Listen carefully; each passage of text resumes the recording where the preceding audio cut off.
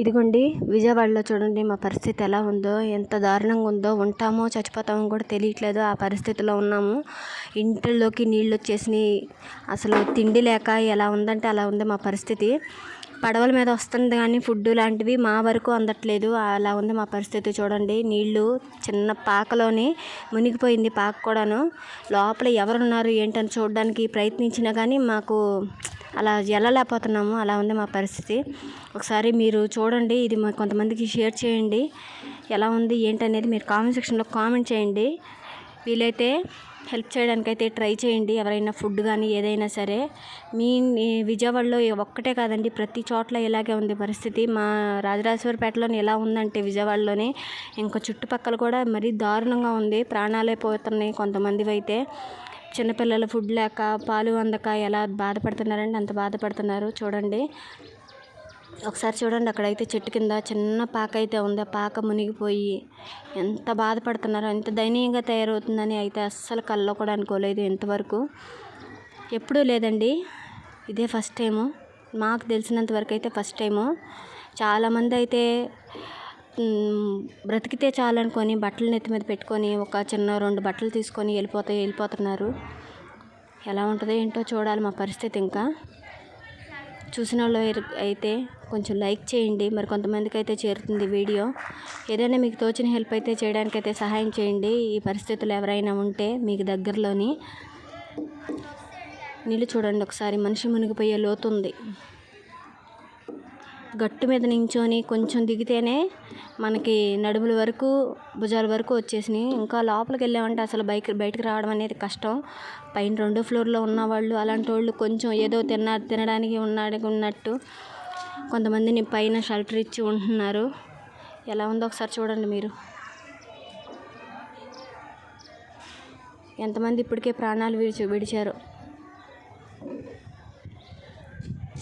ఆ పులిహోర పట్లాల కోసం ఎదురు చూస్తున్నారు, ఆకలికి తట్టుకోలేక. కనీసం తాగడానికి కూడా నీళ్ళు లేవండి, మురికి నీళ్ళు అయిపోయినాయి మొత్తము. ఏం చేయాలో చూస్తున్నారు అసలు. లోతట్టు ప్రాంతాల వాళ్ళందరినీ కాలేజీల దగ్గరికి కానివ్వండి, కట్టలు ఉన్న అక్కడికి కానివ్వండి పంపించేసేస్తున్నారు.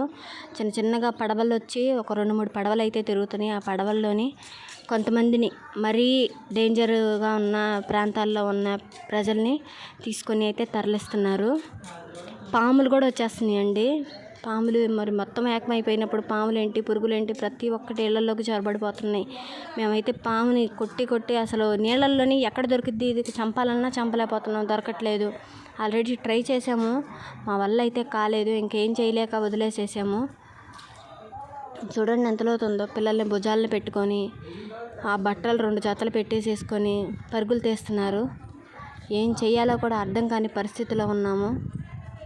కరెంటు ఎర్త్ పాస్ అవుతుందని చెప్పేసి ఒకరో ఇద్దరు కరెంట్ షాక్కి గురయ్యారని చెప్పేసి కరెంటు కూడా ఆఫ్ చేసేసారు. కరెంట్ ఆఫ్ చేసేసింది.